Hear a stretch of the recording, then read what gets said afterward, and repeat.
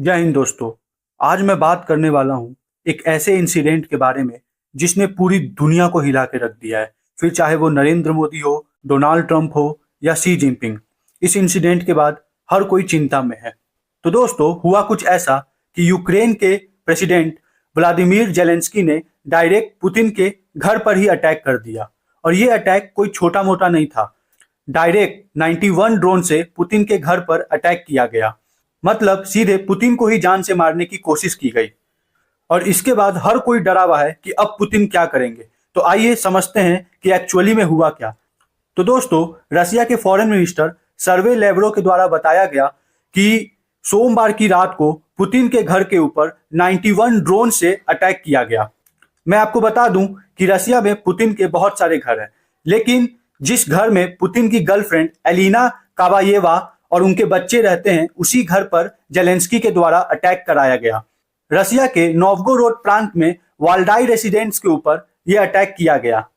अब समझते हैं कि यह अटैक क्यों किया गया और इसके बाद रसिया अब क्या करेगा। तो दोस्तों, यह अटैक इसलिए किया गया क्योंकि जेलेंस्की संडे को ट्रंप से मिल के आए हैं, जिसमें ट्रंप ने उनको 20 पॉइंट के पीस डील पर साइन करने को कहा। जिसमें सबसे इंपॉर्टेंट पॉइंट यह है कि रसिया ने यूक्रेन के जिन पार्ट्स पर कब्जा कर लिया है, वो पार्ट्स अब रसिया के हो जाएंगे।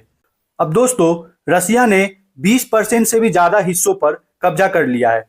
अब अगर जेलेंस्की इस बात को मान लेते हैं और पीस डील पर साइन कर देते हैं, तो पीस डील पर साइन होने के 1 महीने बाद ही ट्रंप यूक्रेन में इलेक्शन करवाएंगे।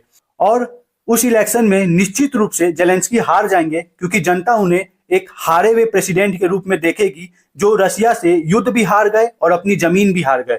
इसलिए जेलेंस्की चाहते हैं कि ये पीस डील सक्सेसफुल ना हो और रसिया यूक्रेन का युद्ध ऐसे ही चलता रहे, ताकि उन्हें अपनी कुर्सी ना गंवानी पड़े।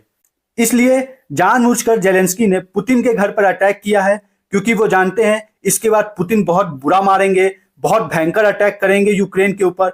और इस अटैक के बाद यूक्रेन की जनता ही बोलेगी कि इस डील पर साइन नहीं करो, क्योंकि इतने मैसिव अटैक के बाद उनके मन में पुतिन के लिए और गुस्सा और नफरत बढ़ जाएगी और लोग अपने आप जेलेंस्की के सपोर्ट में आ जाएंगे।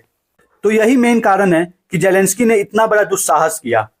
अब जब ये बात ट्रंप से पूछी गई कि डायरेक्ट पुतिन के घर पर अटैक किया गया है, इस पर आपका क्या कहना है, तो ट्रंप ने सीधे बोला कि मैं बहुत ज्यादा गुस्सा हूं, जेलेंस्की को ऐसा बिल्कुल भी नहीं करना चाहिए था। यही कारण है कि मैंने आज तक इनको टॉम हॉक मिसाइल नहीं दी, क्योंकि मैं जानता था कि ये ऐसी ही हरकत करेगा। और अब धीरे धीरे दुनिया का हर बड़ा लीडर इस बात की निंदा कर रहा है। हमारे प्रधानमंत्री मोदी जी ने भी इस बात की कड़ी निंदा की है और ट्वीट की है कि ऐसा बिल्कुल नहीं होना चाहिए। और फिर से शहबाज शरीफ ने भी ट्वीट किया और इस बात की निंदा की है, हालांकि उसके बाद की कोई वैल्यू नहीं है।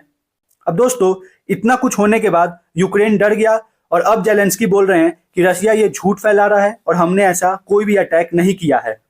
लेकिन ये सरासर झूठ है और सबको पता है, क्योंकि अभी क्रिसमस पर जब जेलेंस्की अपनी जनता को विश करने आए थे, उसमें भी उन्होंने ये मन्नत मांगी कि मैं चाहता हूं कि पुतिन मर जाए। और उसके कुछ दिन बाद ही डायरेक्ट इतना मैसिव अटैक पुतिन के घर पर होता है। तो ये सबको पता है कि जेलेंस्की ने ही करवाया है। अब बात करते हैं कि इस अटैक में क्या पुतिन को नुकसान भी पहुंचा है, तो नहीं।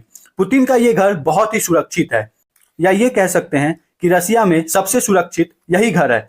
इस घर के चारों तरफ 12 पैंसर S-1 मिसाइल लगाई गई हैं और इन्हीं मिसाइलों ने 91 के 91 ड्रोन्स को मारकर गिरा दिया। अब दोस्तों, पुतिन के राइट हैंड डिमित्री मेदवेदेव ने क्या लिखा है वो पढ़िए। वो कहते हैं कि जेलेंस्की को युद्ध चाहिए, तो अब हम युद्ध करेंगे। और अब वो ये सुनिश्चित कर ले कि उनकी जो यूजलेस बची हुई जिंदगी है, उनको जिंदगी भर छुप के रहना पड़ेगा। मतलब निश्चित है कि अब रसिया भी जेलेंस्की को जान से मारने की कोशिश करेगा। और हो सकता है कि धीरे धीरे ये युद्ध बहुत बड़ा रूप ले ले और इसी के कारण पूरे यूरोपियन कंट्रीज में डर का माहौल है। सब यही सोच रहे हैं कि ये जेलेंस्की खुद तो बर्बाद हो गया, अब हमें भी बर्बाद करेगा।